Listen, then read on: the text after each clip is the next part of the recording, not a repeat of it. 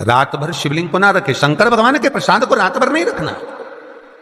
कहीं शिव मंदिर में गए और प्रसाद मिला भी है आपको, वैसे तो शंकर जी के मंदिर में प्रसाद नहीं मिलता। क्यों? तो लिंग पुराण के अंदर और शिव महापुराण के अंदर वर्णन किया गया कि भगवान शंकर ने नंदी को वचन दिया था, सुनो नंदी। शंकर भगवान से नंदी कहता है हमारा भरण पोषण कैसे हो। शंकर भगवान कहते हैं नंदी मेरे शिवलिंग पर यदि, कई लोगों को थोड़ा ध्यान दीजिएगा, है बहुत कथा पर बहुत ध्यान देना। शिव महापुराण की कथा है, बार बार ऐसी कथा नहीं मिल सकती आपको। सुनोगे आप अपनी जगह पर, बहुत वक्ता हैं, बहुत प्रेम से बांचते हैं, पर जो कथा रस तत्व से आपको मिल जाए उसको ले लीजिए महाराज। कोई वस्तु, कोई भोजन आप बनाकर लेकर गए हो, कोई पकवान आप बनाकर लेकर गए हो, कोई फल लेकर गए हो, यदि शिवलिंग पर वो पकवान, वो मिठाई, वो फल टच हो गया तो वो खाने के योग्य नहीं रहता। वो घर पर लेकर मत आना, मंदिर में ही छोड़कर।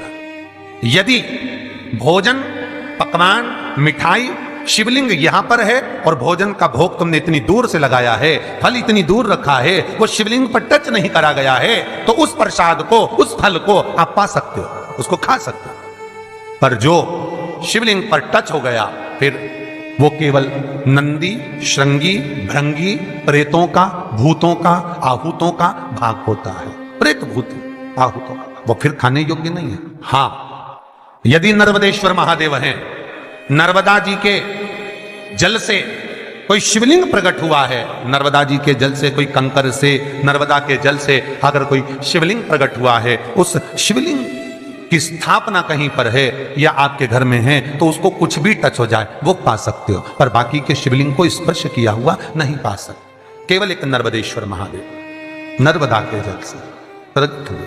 कई लोग पूछते हैं ये सांप है कौन, ये सर्प है कौन, तो उसको बताओ ये भगवान शंकर के गले में जो एक सांप पड़ा हुआ है ये भगवान विष्णु है। और शंकर भगवान के सिर पर जो जटा में सांप दिखता है, वो हाथ में सांप बंधे रहते हैं, वो दो हाथों में, कमर पर, सिर पर, केशों पर जो सांप 5 नजर आते हैं वो, तो बताओ ये शंकर भगवान की 5 लड़कियां हैं, जया, विषहरा, शामली बारी, दो तली और देव।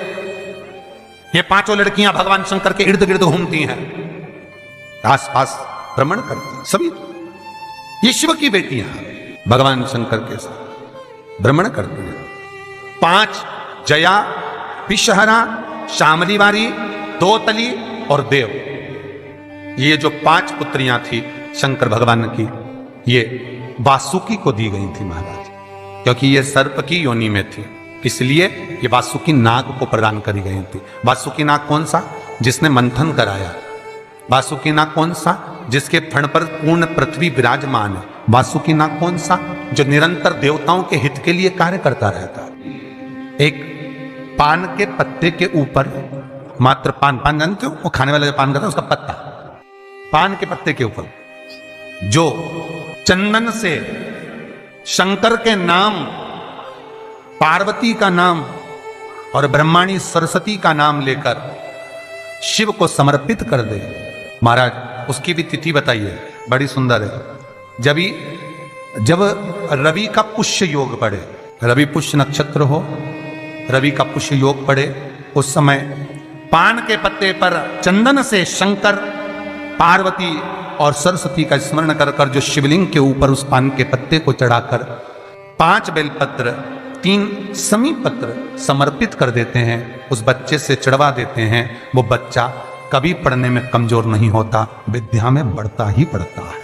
पलटकर माँ बाप को देखना ही नहीं पड़ेगा बच्चे को, कभी भी माँ को कहना ही नहीं पड़ेगा कि पढ़ने बैठ, वो खुद पढ़ेगा, रुचि से पढ़ेगा। 5 बेलपत्र, 3 समीप पत्र समर्पित कर दें, भगवान शंकर का स्मरण करें और उस बच्चे को प्रणाम करवा कर वापिस लेकर आए। बच्चा विद्या में प्रबल होता है, विद्या प्रकट, भगवान शिव देने वाला है।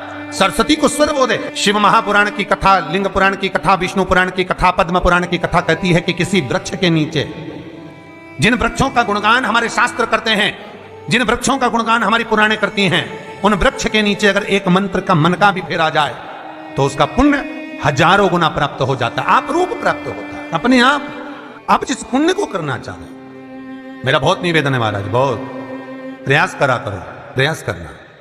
अगर हाथ के मनके की माला भी नहीं हो और किसी पीपल के पेड़ के नीचे 15 मिनट बैठने का मौका मिल गया, आंवले के वृक्ष के नीचे 5 मिनट बैठने का मौका मिल गया, किसी आंवले के वृक्ष के नीचे 5 मिनट बैठे हो, ओम नमो नारायण का मंत्र का स्मरण कर लो, ओम नमो भगवते वासुदेवाय का जाप कर लो, बस उसका फल 4 गुना 1000 गुना प्राप्त हो जाता है। शमी के पेड़ के नीचे बैठे हो, श्री शिवाय नमस्तुभ्यम का जाप करिए, 4 गुना फल मिलेगा, 1000 गुना फल। बेलपत्री के पेड़ के नीचे गए हो, ओम नमः शिवाय ओम का जाप करिए, फल मिलेगा। उस फल को हमें पाना है। कई लोग कहते हैं महाराज हम पूजन बहुत करते हैं, हम पाठ करते हैं, हम अर्चना करते हैं, हम व्रत रखते हैं, हम उपासना करते हैं, हम दान करते हैं, हम पुण्य करते हैं, हम सत्कर्म करते हैं, उसके बाद भी दुख क्यों है? हम पूजन तो कर रहे हैं। आपके पेट में दर्द हुआ, मान लो आपके सिर में दर्द हुआ, अब सिर में दर्द हुआ तो आपने गोली तो खाई, एनासिन भी खाई, क्रोसिन भी खाई, डिस्परिन भी खाई, कॉम्बिफ्लिन भी खाई, ना जाने कहां की गोलियां खा गए, सिर में दर्द था और 4-5 तरह की गोली खा गए। तुमने जब तो गोली खा ली और गोली खाने के बाद तुम्हें थोड़ा सा असर भी हो गया, पर इतनी गोलियां जो खाई है तो बाद में रिएक्शन तो करेगी, कुछ तकलीफ तो देगी, कुछ गर्मी तो करेगी, बीपी शुगर ऊंचा नीचा कर सकती है, नहीं पाई। उसी तरह मंत्र, माला, पाठ, जप, अनुष्ठान फल कब देते हैं और फल कब नहीं देते, ये शिव महापुराण की उमा संहिता कह रही है। शिव महापुराण का उमा खंड, पार्वती खंड को अच्छे से पढ़िए तो उसमें बताया है, उसमें वर्णन किया है। हम पाठ करने बैठे, इतनी बड़ी पोथी लेके लोग बैठ जाते हैं, पहले राम रक्षा स्तोत्र पढ़ लिए, फिर ये पढ़ लिए, गीता जी का अध्याय पढ़ लिया, ये पढ़ लिया, ये चालीसा, दुर्गा चालीसा, शिव चालीसा, तांडव, ये मंत्र जप लो, वो मंत्र जप लो, फिर कोई महाराज बता गया वो मंत्र जप लो, फिर कोई महाराज बता गया वो मंत्र जप लो, ये वाला देवता ला के अलमारी में रख लो। इतनी बड़ी पूजन की अलमारी, बस इतनी बड़ी, ज्यादा से ज्यादा होगी तो इतना बड़ा पूजन का घर, कमरा, उसमें इतना सारा देवता।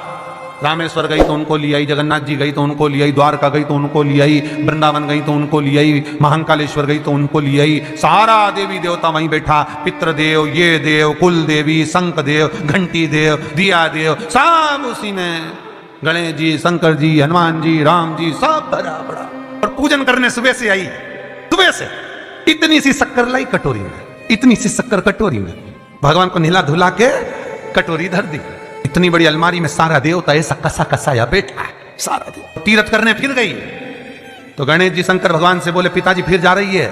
शंकर भगवान बोले बेटा खसक के बैठो, फिर पकड़ के लाएगी किसी को, बैठ फिर लाएगी किसी, फिर ले आई, फिर रख दिया। पूजन करने आई, कलश रख दिया, मंदिर में ही ढुल गया, भगवान पूरा गीला हो गया। गणेश जी शंकर जी से बोले पिताजी पूरा गीला करके चली गई। शंकर भगवान बोले बेटा तो कल ही आएगी, दिया लगा के गई तो गीले में बैठो, अब नहीं आने वाली।